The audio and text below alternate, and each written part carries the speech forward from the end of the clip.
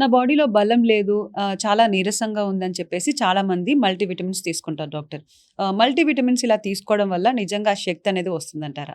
రాదండి. మల్టీవైటమిన్స్ తీసుకోవటం వల్ల అయితే శక్తి రాదు. ఐడెంటిఫై చేసుకోవాలి. మనకెందుకు నీరసంగా ఉంది అనేది ఫస్ట్ ఐడెంటిఫై చేసుకొని హ్మ్. దాన్ని ట్రీట్ చేస్తే గనుక ఆటోమేటిక్‌గా మీ ఎనర్జీ లెవెల్స్ పెరుగుతుంది. హ్మ్. అంతేగాని మల్టీవైటమిన్ తీసేసుకుంటే నాకు ఎనర్జీ వస్తదనేది ఒక మిత్. అంటే మల్టీవిటమిన్స్ తీసుకోవడం వల్ల వచ్చే బెనిఫిట్స్ ఏముంటాయి?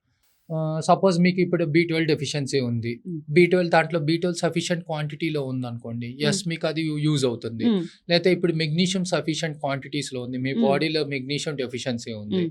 సో, మెగ్నీషియం సఫిషియెంట్ క్వాంటిటీలో ఉంటే మీకు హ్మ్. దాని అడ్వాంటేజెస్ ఉంటది. So, okay. Depending upon the vitamin deficiencies ఏదైనా ఉంది, మీరు తీసుకునే మల్టీవైటమిన్‌లో సఫిషియెంట్ డోసెస్ ఉంది అంటే గనక హ్మ్. మీకు అడ్వాంటేజ్ ఉంటది. వీక్‌నెస్ అనేది పోతుందా డాక్టర్ మల్టీవిటమిన్స్ పోదు. తీసుకుంటే? పోదు.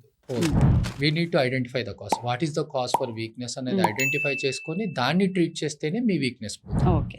ఈ పూర్తి పాడ్‌కాస్ట్ చూడడానికి బయోలో ఉన్న లింక్ క్లిక్ చేయండి. చేసి పూర్తి పాడ్‌కాస్ట్ చూసి మీ అభిప్రాయాన్ని తెలియజేయండి.